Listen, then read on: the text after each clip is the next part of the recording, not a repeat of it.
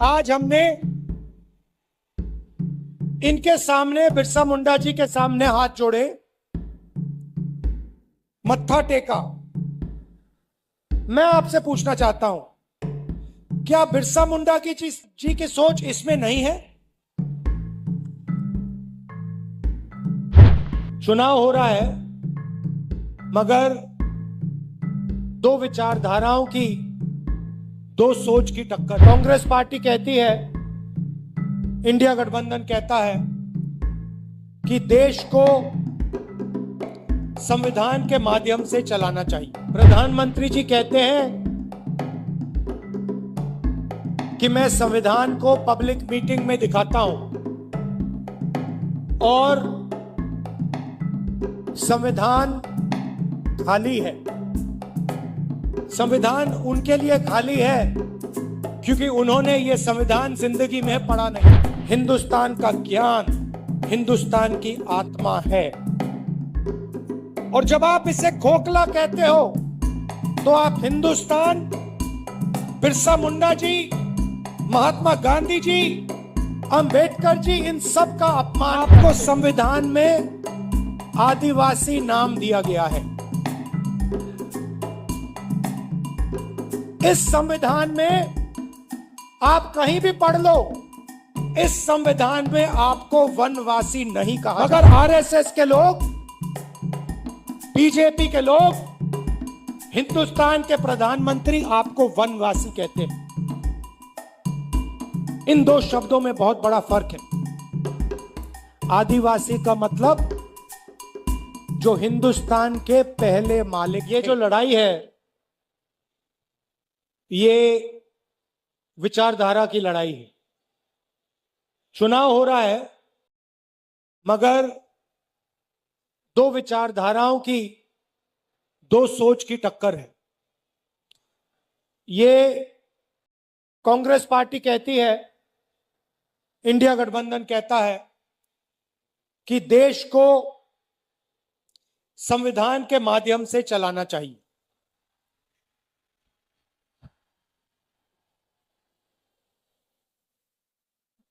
प्रधानमंत्री जी कहते हैं कि मैं संविधान को पब्लिक मीटिंग में दिखाता हूं और संविधान खाली है। संविधान उनके लिए खाली है क्योंकि उन्होंने ये संविधान जिंदगी में पढ़ा नहीं है। उनको कोई आइडिया नहीं कि इस किताब के अंदर क्या लिखा हुआ है। इसीलिए प्रधानमंत्री जी के लिए यह संविधान खाली है। वो कहते हैं कि लाल रंग का संविधान राहुल गांधी दिखाता है। देखिए, इस पर क्या रंग है, नीला है, लाल है, हमें कोई फर्क नहीं पड़ता। इसके अंदर जो लिखा है उसकी हम रक्षा करते हैं, उसके लिए हम जान देने को तैयार। तो एक तरफ कांग्रेस पार्टी, इंडिया गठबंधन, जो संविधान की रक्षा कर रही है। मैं आपसे पूछना चाहता हूं, और आदिवासी भाई और बहन इस बात को सबसे अच्छा समझेंगे। आज हमने यहां बिरसा मुंडा जी, भैया थोड़ा सामने से हटिए, थोड़ा सामने से हटिए। ये आज हमने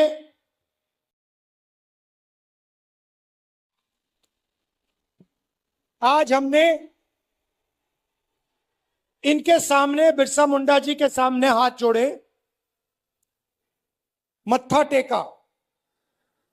मैं आपसे पूछना चाहता हूं, क्या बिरसा मुंडा जी की सोच इसमें नहीं है?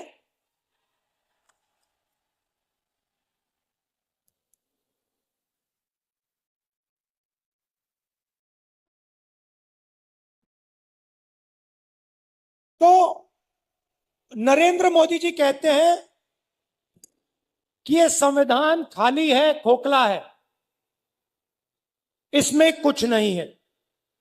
मैं नरेंद्र मोदी जी को समझाना चाहता हूं, और प्रधानमंत्री जी आप अच्छी तरह सुनिए, क्योंकि आप देश के प्रधानमंत्री हैं। नरेंद्र मोदी जी, ये संविधान खोखला नहीं है।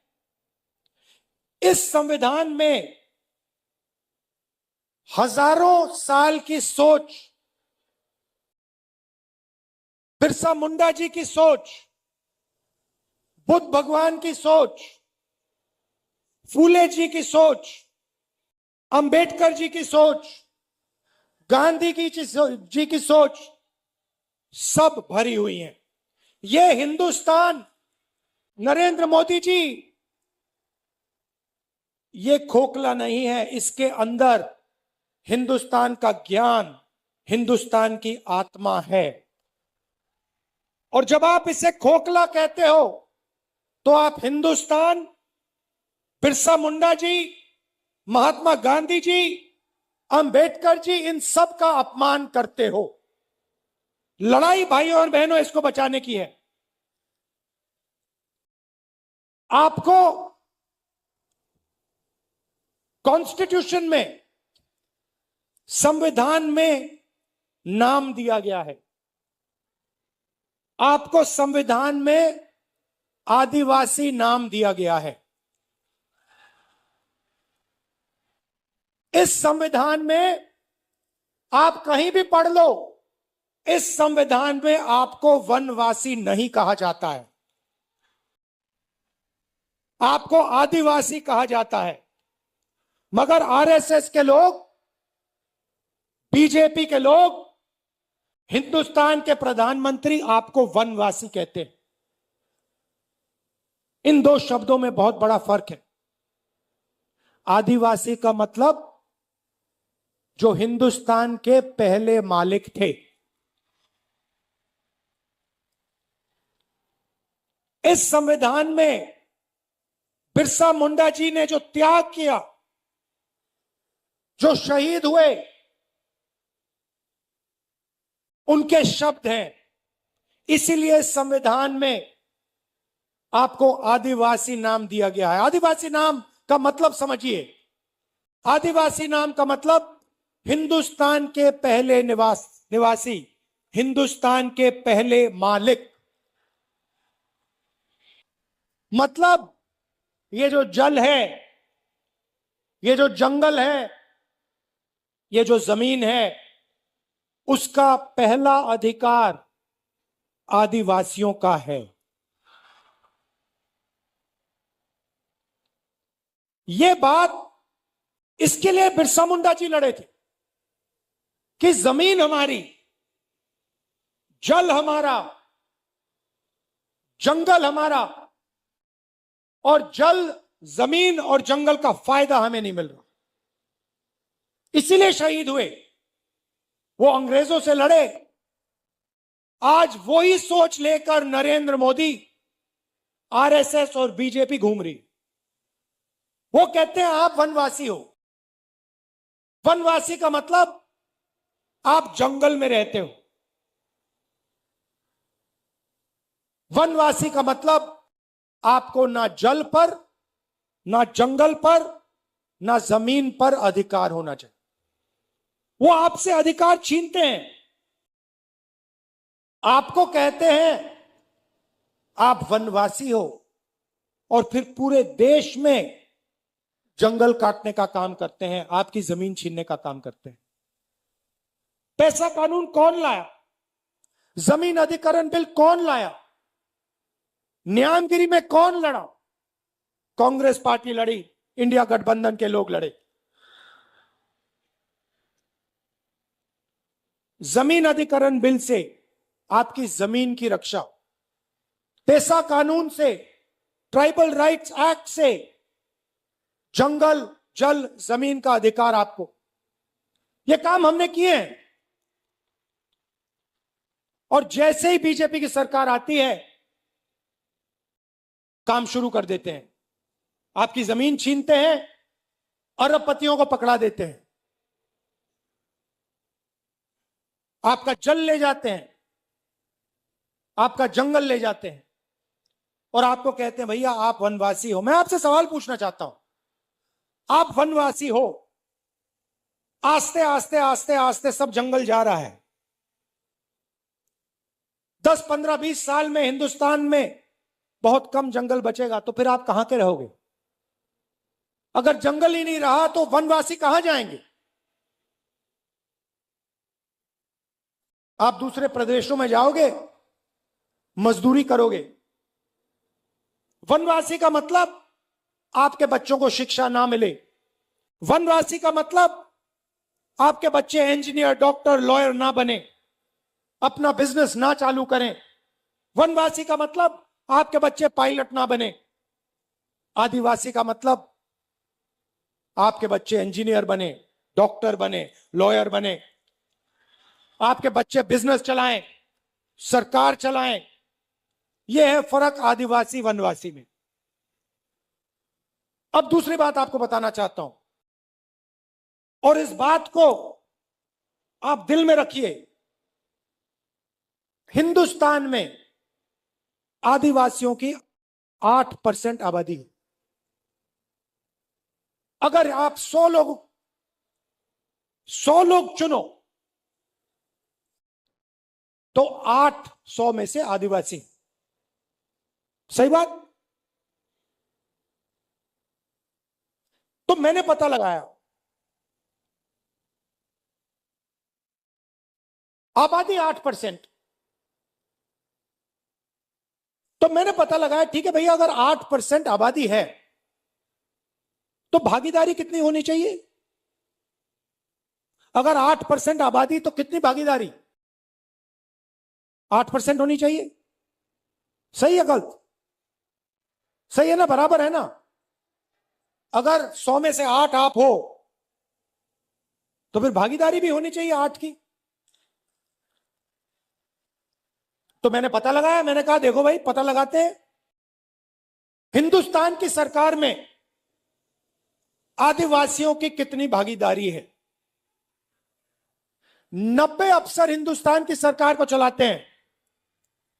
90 अफसर हिंदुस्तान की सरकार को चलाते हैं। जो आप जीएसटी का पैसा देते हो, रोज देते हो, वो पैसा दिल्ली की सरकार को जाता है, उसको 90 अफसर बांटते हैं। मैं आपसे पूछना चाहता हूं, अगर दिल्ली की सरकार 100 रुपए खर्च करती है तो उसमें से आदिवासी अफसर कितने रुपए का निर्णय लेते हैं? बताइए बताइए बताइए। शांत हो गए आप? यह आपको मालूम होना चाहिए, यह सच्चाई आपको मालूम होनी चाहिए। भाइयों और बहनों, अगर हिंदुस्तान की सरकार 100 रुपए खर्च करती है तो आदिवासी अफसर 10 पैसे का निर्णय लेते हैं। मतलब आपकी भागीदारी 100 में से 8%,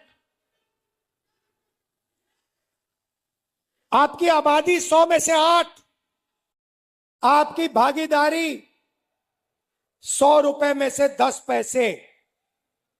90 में से सिर्फ एक अफसर आदिवासी है और उस अफसर को पीछे कोने में बैठा रखा है, उसको काम नहीं देते। बड़ी मिनिस्ट्री उसके हाथ में नहीं है। उसको कहते हैं आप आदिवासी हो, आप पीछे बैठो। आप वनवासी हो, आप पीछे बैठो। यह बदलना है। बदलने का तरीका जाति जनगणना,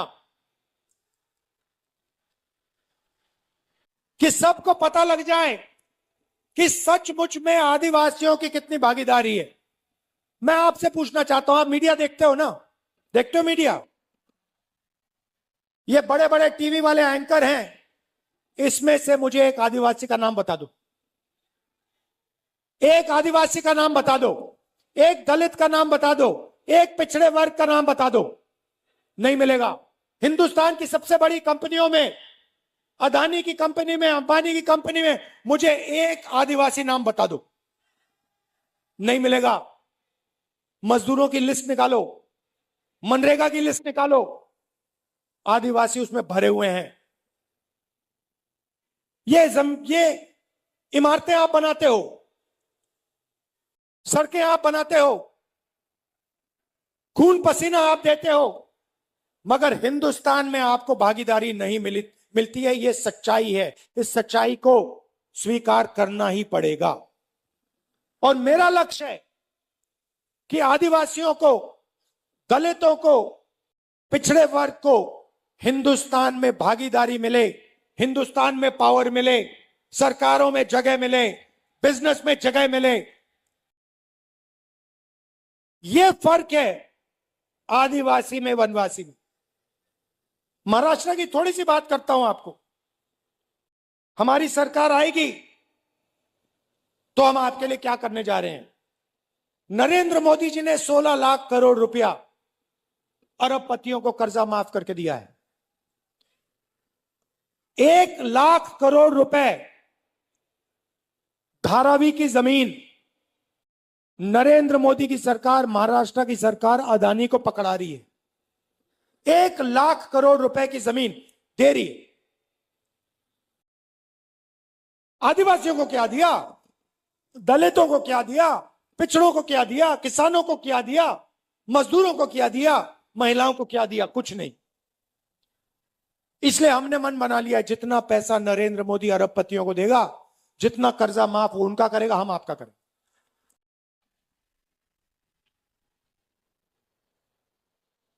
तो सबसे पहला काम, महालक्ष्मी योजना, अच्छी तरह सुनिए। ये आदिवासी बहनें जो आई हैं, आपके बैंक अकाउंट में हर महीने 1 तारीख को खटाखट खटाखट खटाखट 3,000 रुपए अंदर आप जगेंगी, बैंक अकाउंट में देखेंगी। और महाराष्ट्र की सरकार, कांग्रेस पार्टी की सरकार, इंडिया गठबंधन की सरकार ने सुबह ही आपके बैंक अकाउंट में 3,000 रुपए डाल दिए होंगे। उसके बाद आप कहेंगी चलो मार्केट जाती हैं, चलो मार्केट चलें।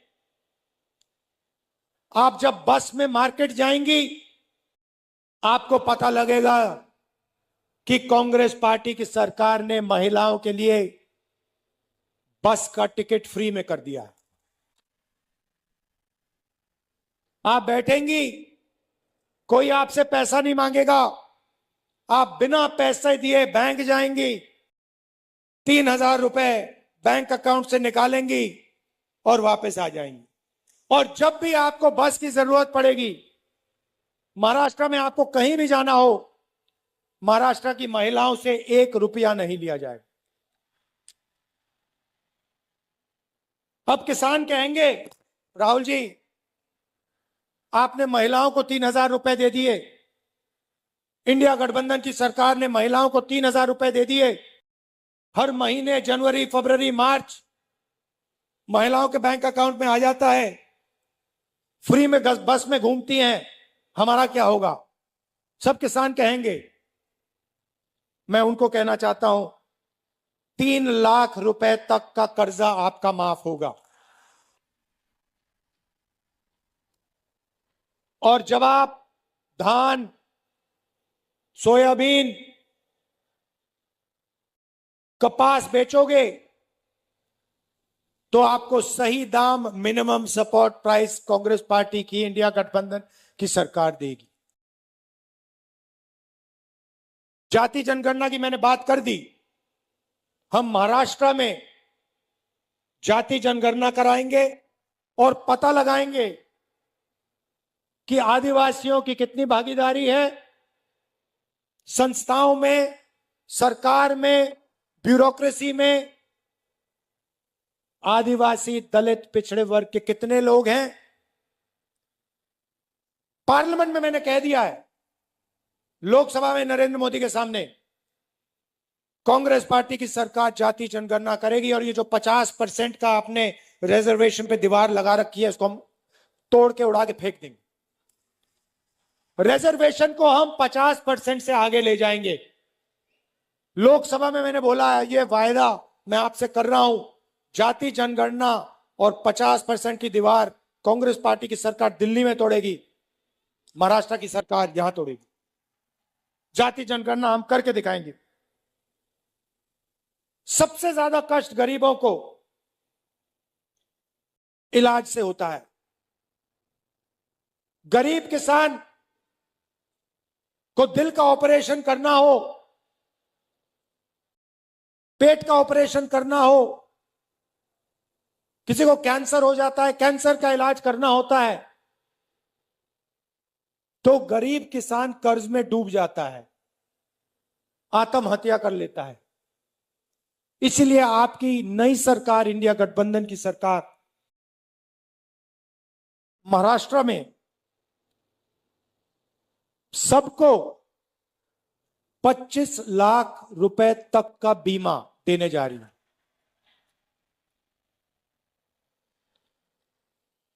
दिल का दौरा पड़े, कैंसर हो, किडनी की बीमारी हो, लिवर की बीमारी हो, पेट की बीमारी हो, आप अस्पताल जाओगे, 25 लाख रुपए तक का इलाज आप मुफ्त में करवाओगे। और युवाओं को, बेरोजगार युवाओं को 4,000 रुपए प्रति महीना, जब तक वो रोजगार पा लेंगे।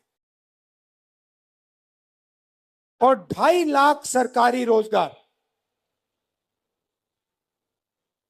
जो नरेंद्र मोदी और बीजेपी की सरकार, महाराष्ट्र की सरकार नहीं दे रही है, वो हम आदिवासियों के, दलितों के, पिछड़ों के, गरीब जनरल कास्ट के लोगों के हवाले कर दें।